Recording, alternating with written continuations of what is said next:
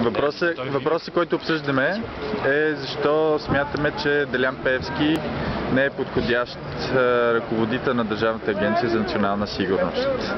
Той не е подходящ, защото е собственик на медии, бил е член на много партии или е работил с такива и аз нямам в неговото чисто професионално, политическо и каквото и да било минало и настояще. Мерси, някой друг нещо да каже? Мисля, че човек с такова противоречиво минало е нагло и лицемерно да бъде поставен на така отговорна позиция.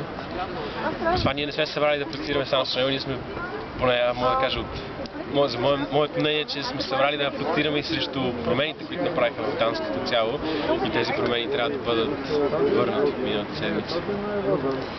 Аз лично съм дошла, за да направя един положителен протест. Аз не съм срещу. Аз бих искала да успеем някакси да се обединим около идеята, че трябва един нов модел на управление и че наистина старият модел вече е изчерпан. И дори да не е Пеевски, ще бъде някой друг, подобен на него. Всички са, колкото и да не ми се иска да генерализирам, всички са като него. С това трябва някаква по-радикална промяна. Добре.